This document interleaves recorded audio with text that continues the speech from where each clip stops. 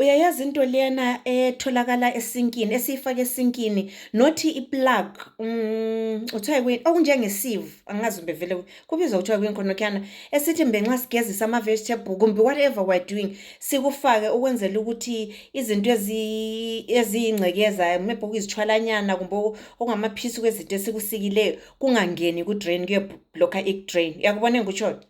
Uyakubona? Mana ngikutshengise nanku khangela.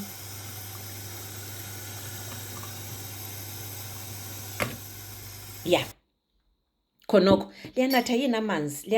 amanzi ngizinathela amanzi ami nice water nje ngithe qo ilemon ngathi okuyi-pinch of Celtic salt. Nice hydrating ngiyezwa sibili to hydrate ama-cells lapho engikhona kuyachisa but mina iproblem yami noma kuchisa njani angikwanisi ukunatha amanzi aqandayo angazi why umuntu oyi-1 wamfundisa kudala ukuthi umzimba uyakhudumala phakathi ufake into ekhudumalayo nxa unatha amanzi akhudumalayo so ngile problem khona but anyway yimi lo wena wanathe ngendlela ofuna ngayo sekufunayo ngamanzi in the system asibuyele entweni le yade ngikutshengisa ngayo so uyabona ukuthi into le isebenza njani it's the same way ifiber yakho esebenza ngayo. What do you think? Cabanga nxa into le ingekho ya khange nxa ngigezisa imgani yami especially nxa ngigezisa nge-running water kumbe ngigezisa i-broccoli yami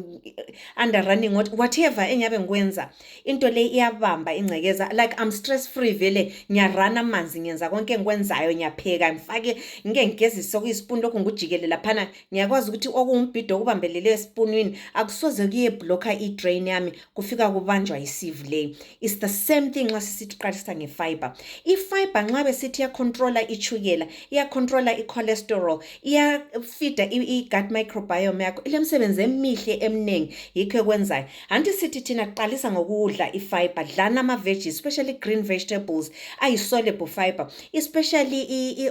chia seeds kumbe nxa ku-protocol i-balance lana nxa uyifaka kuqala efika ikwenze iba yi-sieve yona le iba yi-sieve ku-gut lining yakho. Remember we've been eating izinto ezi-chemicalized izinto ezinjanjani uyakuzwa ngemkhuhlane okuthiwa ngo-gastritis o-leaky gut njani sorry nimsindo ngamanzi ami o-leaky gut this and that it's because sesidle izinto eziningi esezi-perforate esezingani ziyabhobobhoboza i-gut yethu so our gut abanye futhi vele balezinto ezithi zingangena esiswini ziphume zingahambi ngendlela zingadigesti ngendlela ziphume zingene ku-bloodstream zingakadigestwa kuhle because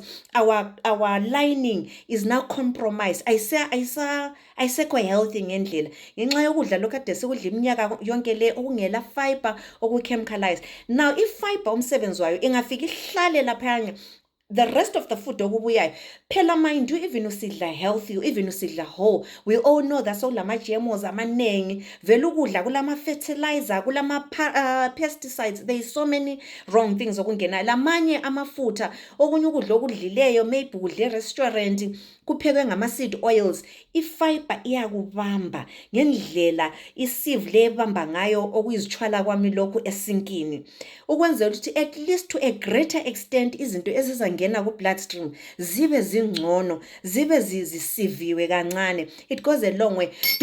I mean obviously okunye okuncedwa yi-fiber ukuthi sikwanise ukuya ngaphandle easily sikwanise ukuthi remember i-microbiome yakho ile good bacteria le bad bacteria. Bad bacteria feeds on sugary things. I-good bacteria is always starving ngoba asidli enough fiber so siyayifida laphana then at the end of the day sile balance microbiome nxa ule balance microbiome ule balance mental state ungakhohlwa ukuthi ama-feel good hormones anjengabo-serotonin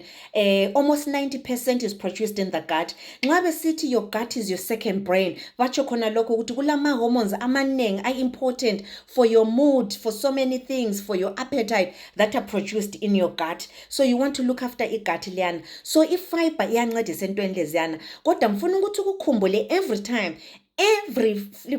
uxolo bese ngikhuluma wrong laphana every time nxa usidla ungafakanga i-fiber ukhumbule ukuthi awuzange uziprotect awuzange uziprotect.